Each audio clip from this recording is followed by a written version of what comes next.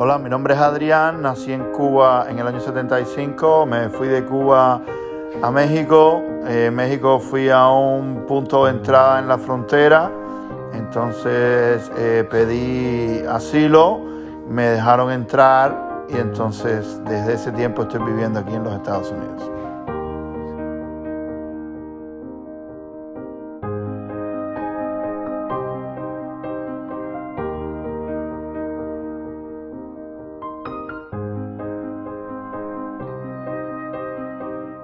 Family-based immigration allows anyone to bring an immediate family member from another country if they are an American citizen, but it is a challenging process.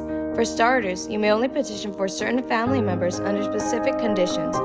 Applicants must fill out the form I-130 to petition for relatives. Family members are then considered over preference, with the priority the United States determines an applicant deserves being the driving factor as to when the visa will be administered. So we have to start by the definition of family. So family in the immigration system consists of spouses and unmarried minor children. Okay, so if you are over 21, you are no longer a family member, even though in common sense terms you are for the rest of your life, but in immigration terms, once you're an adult. After application, it takes on average 5 to 12 months for immediate family and several years for those in the preference categories, ranging from 13 months to over 20 years. Cuando yo llegué, me quitaron mi nombre y me dieron un número, 318.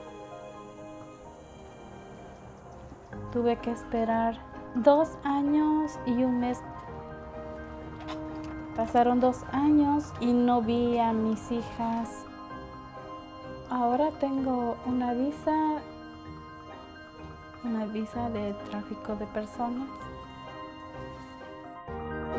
Mi nombre es Yania, nací en el año 1976, soy de Cuba.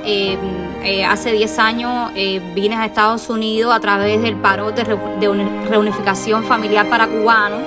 Al año de estar aquí apliqué para la ley para la residencia permanente a través de la ley de ajuste cubano. For most families, it can become difficult to obtain a green card. Especially in recent COVID years, the unequal supply and demand for these green cards have left desperate people with little left but unsavory options. For people who came with a visa, their visa can end up expiring and a long wait for a green card, making them illegal in the United States. Many end up facing lack of employment. With an immigrant visa, you must apply for a work permit in order to receive Social Security number and the ability to work in the United States. Without a work permit, immigrants who fail to complete the process or that did not qualify for it are left to do under-the-table labor, where businesses will illegally employ immigrants, paying much less than they would have had to if they had hired a legal worker. Crimes like this can result in detainment or deportation, which are managed by the ICE enforcement and removal operations. ICE's family staging centers are where many families that cross the border illegally are held.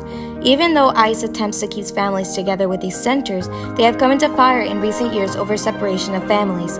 There are 2,127 children currently in detainment centers that have been separated from their families by President Trump's zero-tolerance policy. Of these children, only 7 have been reunited since President Biden took office. So, what can the U.S. do? In recent years, there has been an increasing uphill battle over the treatment of immigrants. One event in particular was the charging of Joe Arapio. Joe Arapio was a sheriff in charge of Maricopa County.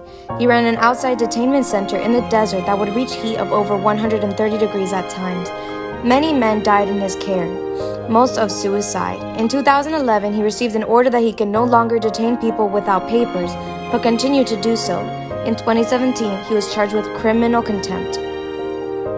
America is headed in the right direction and should take more aggressive steps in order to improve the treatment of immigrants and reunite those 2,000 children with their families.